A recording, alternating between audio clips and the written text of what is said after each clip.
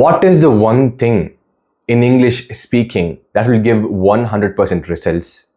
It's repetitive action.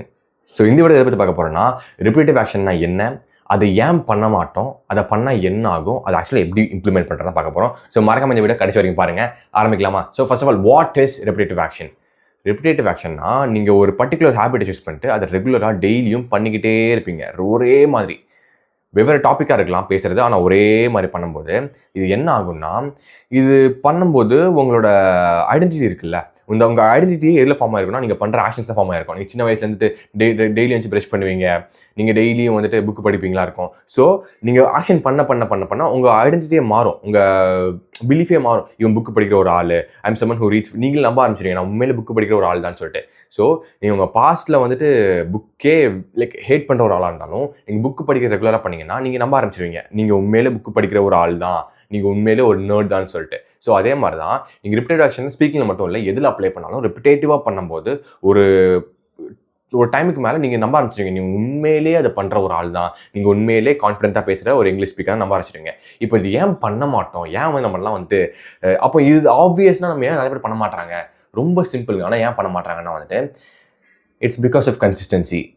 ஒரு விஷயத்த டெய்லியும் பண்ணும்போது போரிங்காக இருக்கும், யாருமே கை தட்ட மாட்டாங்க, ஒரு மாதிரி இங்கிலீஷில் சொல்லுவாங்க மண்டேனாக இருக்கும். ஏன்னா ஒரே விஷயத்த பண்ணிட்டே இருக்கும்போது ஒரு மாதிரி மானட்டோனாக இருக்கும், எதுவுமே இம்ப்ரூவ்மெண்ட் ஆகிற மாதிரி இருக்காது, எல்லாத்துக்கு மேலே இன்சிக்னிஃபிகண்ட்டாக இருக்கும். இன்சிக்னிஃபிகண்ட்னா இது அவ்வளோ அப்பீலிங்காக இருக்காது.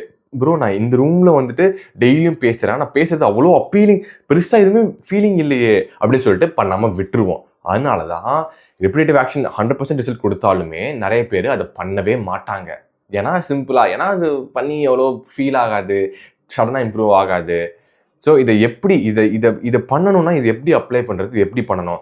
ரிப்பிட்டேட்டிவ் ஆக்ஷன் நீங்கள் பண்ணிங்கன்னா கேரண்டட் ரிசல்ட் இருக்கும். ஆனால் அது எப்படி பண்ணணும், கேரண்டட் ரிசல்ட் வரதுக்கு அது எப்படி பண்ணணும் அப்படின்னா வந்துட்டு நீங்கள் 3 விஷயம் பண்ணணும். நம்பர் 1, ரிப்பிட்டேட்டிவ் ஆக்ஷன் பண்ணுறதுக்கு முன்னாடி ஒரு மைண்ட் செட் வேணுங்க. என்ன மைண்ட் செட்னா வந்துட்டு, நான் என்ன நடந்தாலும் என்ன ஃபீல் பண்ணாட்டிலும் இந்த அடுத்த 6 மாதத்துக்கு நான் ரெகுலராக காலையில் 5 மினிட்ஸ் இதை பண்ணியே தீருவேன்.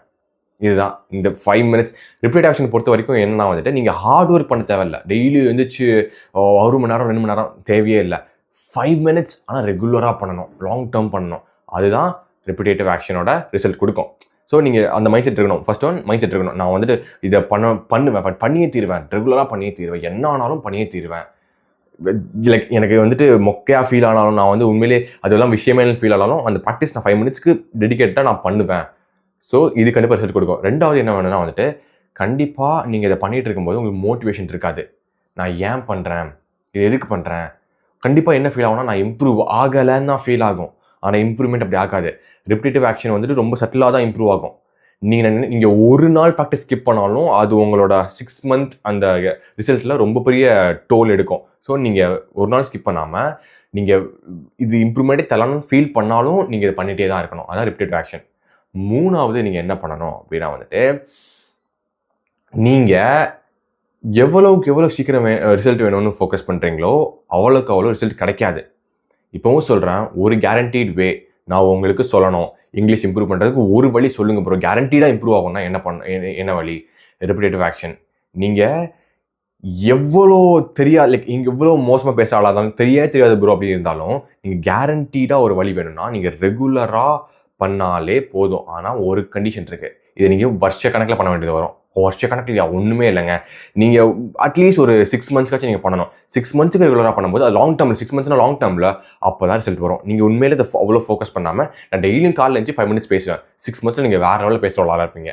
இதுக்கு தான் காம்பவுண்டிங் எஃபெக்ட்ஸ். ஆனால் இதுக்கு என்ன பிரச்சனை, மறுபடியும் சொல்கிறேன், நீங்கள் என்ன நடக்கும்னா உங்களுக்கு அது இன்சிக்னிஃபிகண்ட்டாக இருக்கும். எனக்கு இதெல்லாம் ஒரு நாள் பண்ணுறது, ஒரு நாள் ஸ்கிப் பண்ணுறது பெரிய விஷயம் இல்லை அப்படின்னு தான் தோணும். ஒவ்வொரு நாளும் வந்துட்டு உங்களுக்கு அது ஒரு நாள் பண்ணுறதுனா உண்மையிலே இது அவ்வளோ பெரிய விஷயமா என்ன வேலை செய்யறதுருக்கும்.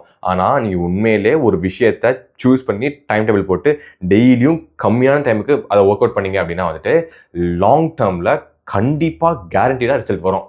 ஸோ அதாங்க, that is the one way in English speaking that will give you 100% results on improving your English fluency and confidence. So அவ்வளோதாங்க. இது வரைக்கும் பார்த்தீங்கன்னா ரொம்ப நன்றி. மறக்காமல் ஒரே ஒரு லைக்கும் ஒரே ஒரு சப்ஸ்கிரைபும் பண்ணிட்டு போயிடுங்க. டாடா.